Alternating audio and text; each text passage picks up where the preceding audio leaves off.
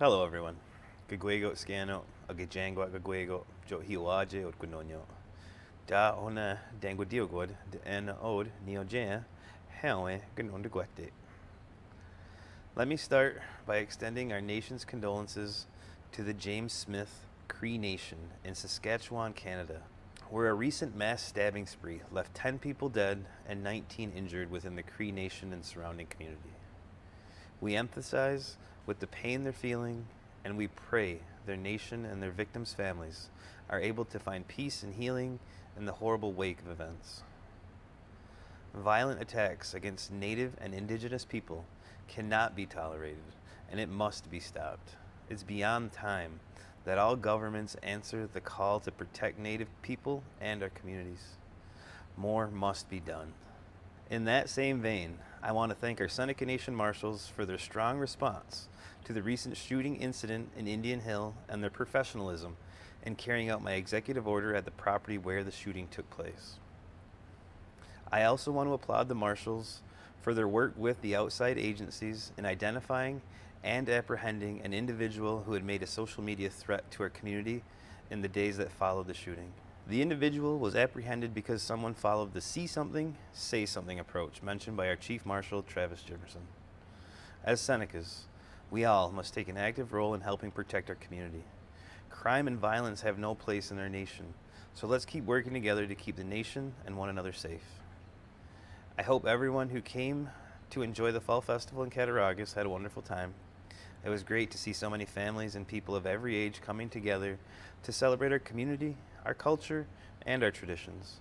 The activities, the games, the competitions, and of course, the parade made for a fun-filled and memorable weekend. Nyawe to everyone who participated, and especially those who put so much time and energy into planning this year's festival. You did an amazing job. As we move through September, we continue to make excellent progress on the installation and activation of our broadband network here in Cattaraugus. To date, approximately 230 Senecas and businesses have gone live on the network, with another 100 or so ready for final installation from DFT in the very near immediate future. We then have another 200 more residents and businesses that will be scheduled for installation in the coming weeks, with more signups coming in every day. I want to thank our team at Seneca Energy and their partners at DFT Communications for their work in moving this incredibly important initiative forward on behalf of our people.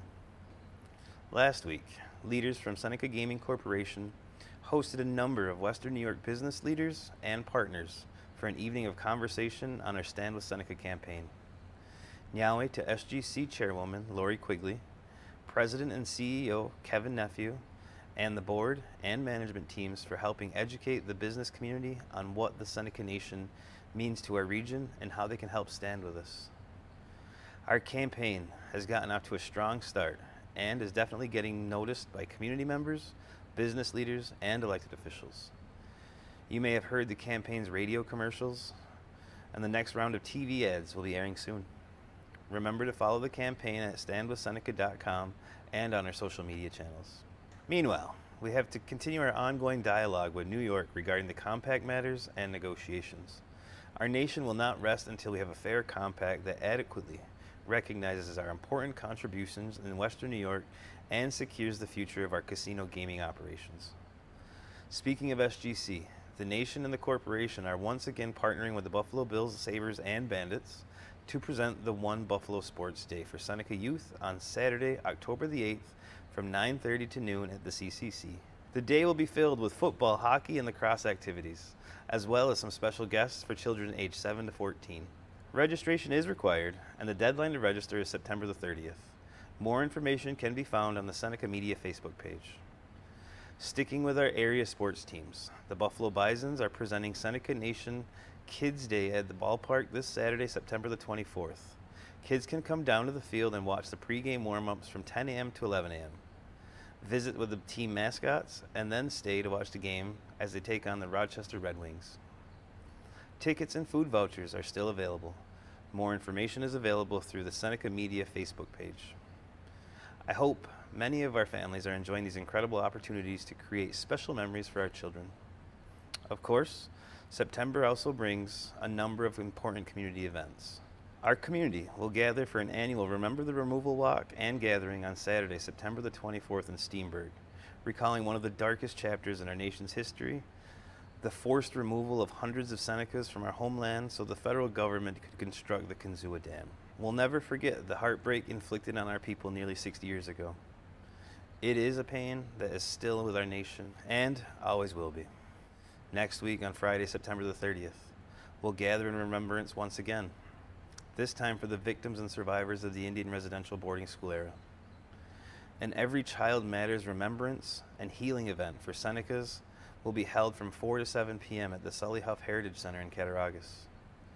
The evening will include a 1-mile walk through the TIS complex, as well as remarks and a take-home dinner. That same evening, the Seneca Gaming Corporation will host its Every Child Matters Remembrance Walks in Niagara Falls. Theirs begin at 5:30 p.m. in the front of the Seneca Niagara Resort and Casino.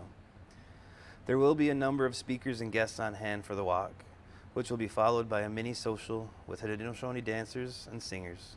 All are welcome to attend and participate.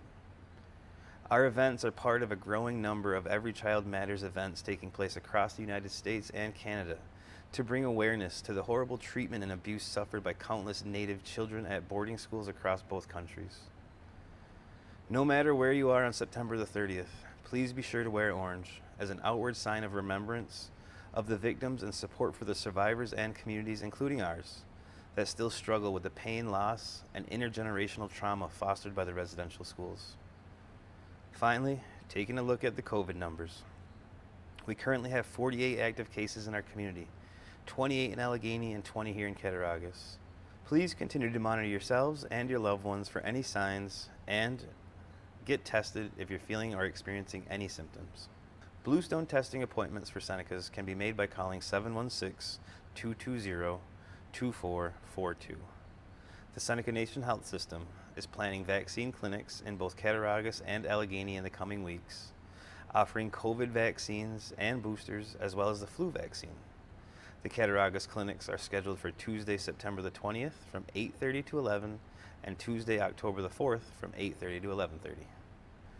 The Allegany vaccine clinics are scheduled for Wednesday, September the 21st from 12:30 to 3 and Wednesday, October the 5th from 8:30 to 11:30. To make your appointment, please call Kim Bradley in Cattaraugus Health at 716-532-5582 or Teri Cowles in Allegany Health at 716-945-5894. Have a great week, everyone. Stay safe, stay strong. Donny Hodiet.